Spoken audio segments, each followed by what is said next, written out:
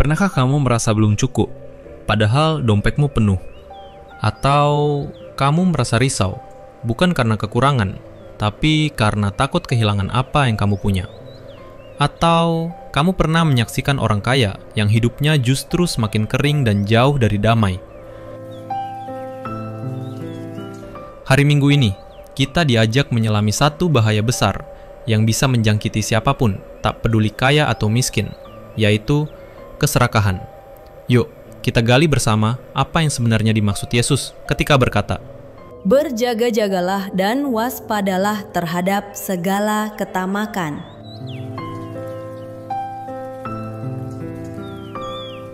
Saya sering dituduh terus-menerus melawan orang kaya, kata seorang uskup suci di abad keempat, Santo Yohanes Chrysostomus.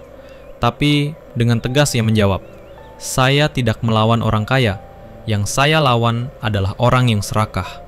Kekayaan itu satu hal, keserakahan itu hal lain. Belajarlah untuk membedakan." Ini penting, karena kita hidup di zaman di mana ukuran keberhasilan diukur dari berapa banyak yang kita punya, bukan seberapa banyak yang bisa kita beri.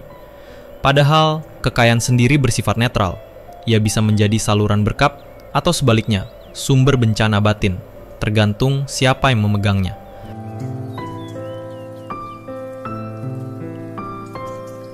Bacaan Injil hari ini diambil dari Lukas bab 12 ayat 13 sampai 21.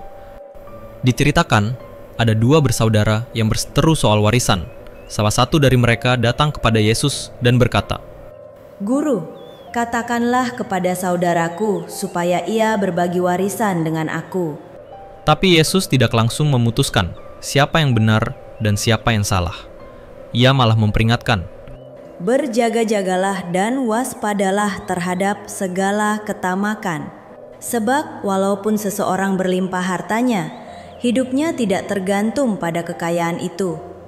Yesus ingin kita sadar, hidup kita tidak digantungkan pada seberapa banyak kekayaan yang kita miliki, tapi pada relasi kita dengan Allah, Sang Pemberi hidup.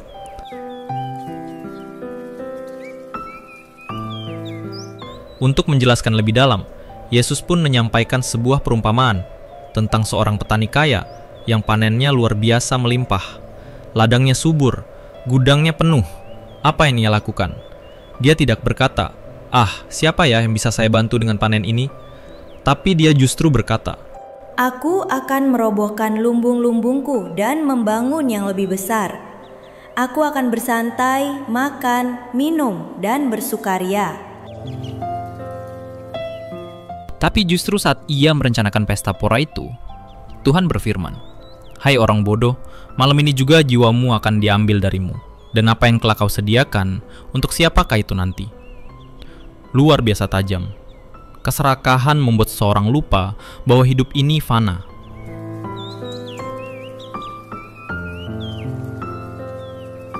Keserakahan adalah keinginan yang berlebihan dan tidak terkendali akan harta benda.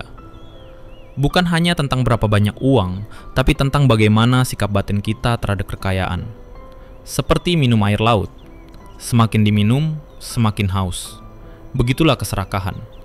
Tak akan pernah cukup. Dan bahayanya, keserakahan bisa menyerang siapa saja. Bukan hanya orang kaya, orang miskin pun bisa terjebak dalam jerat yang sama.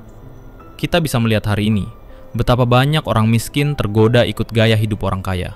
Terjerat pinjol, kecanduan judi online, demi ilusi kemewahan, banyak orang jatuh lebih dalam lagi. Maka dari itu, keserakahan bukan soal dompet, tapi soal mentalitas hati.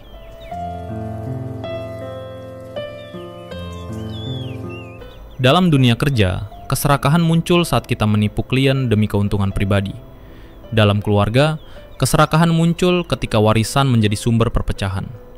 Dalam masyarakat, keserakahan menampakkan diri dalam bentuk korupsi, manipulasi, bahkan pembiaran terhadap kemiskinan. Dan dalam kehidupan pribadi, keserakahan menggerogoti damai. Orang serakah selalu takut kehilangan, dan jarang menikmati apa yang dimiliki.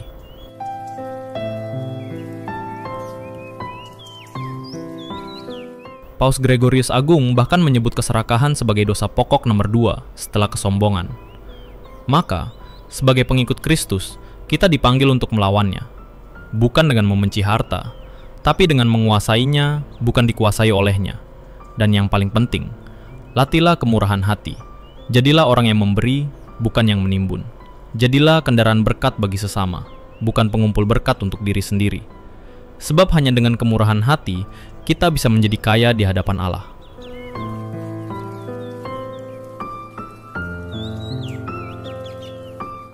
Jadi, apakah kamu kaya? Atau kamu miskin? Jangan-jangan kita semua sedang terancam oleh keserakahan yang diam-diam tumbuh di hati. Mungkin kita perlu berhenti sejenak dan bertanya, untuk siapa sebenarnya aku mengumpulkan semua ini?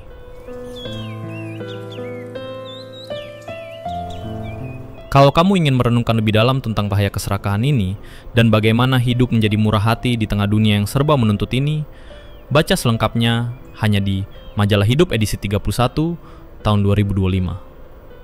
Sampai jumpa di renungan minggu depan. Tuhan memberkati.